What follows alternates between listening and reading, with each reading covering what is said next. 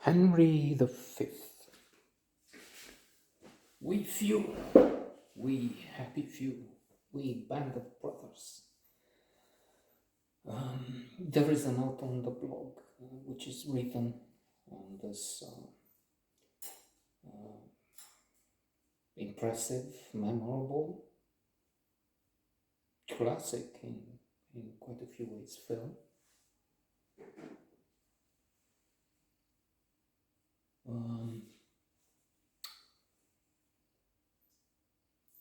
Which helped place Kenneth Branagh on the cover of Time, if it wasn't the main reason why.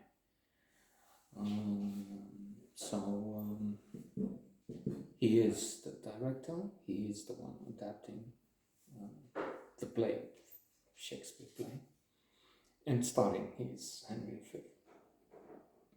Following in the footsteps of Laurence Olivier, an icon, a legend of British and international cinema.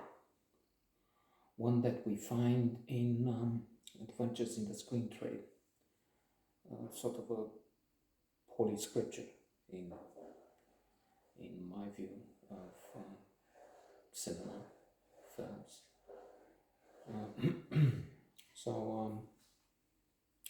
Branagh himself is already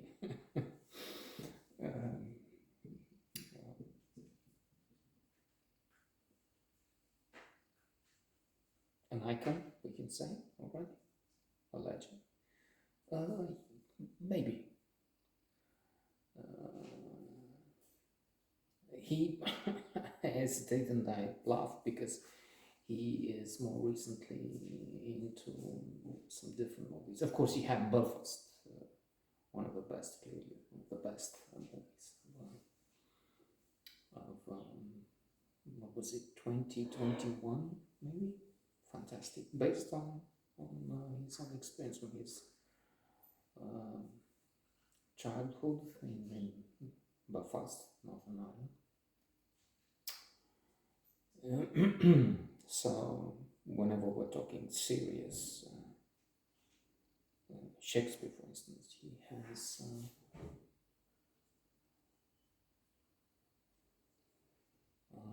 some other adaptations. A Midsummer Night's Dream, I think it is, where he has a cast that is crème de la crème, neck plus ultra. You can't beat that, with Denzel Washington, Kevin Kline, his then wife,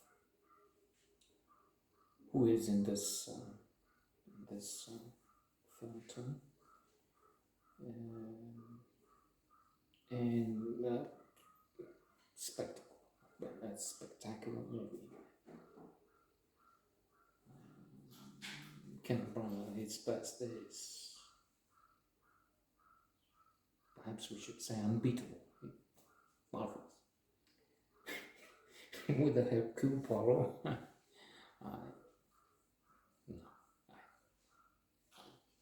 really don't like that. I see it as over the top, irritating. He is pushing this, and Murder on the Orient Express, and I think he had a few others. That's in fact diminishing. If we had Henry V, Belfast, and a few others, we would say, okay, this creator gave us masterpieces. Cooper, of course, you can't have it all. You can. It is from the paradox of choice, classical psychology. We learn that there are maximizers and satisficers.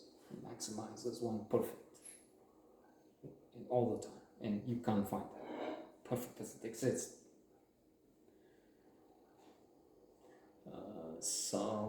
Then you have to be a satisfier, accept the very good.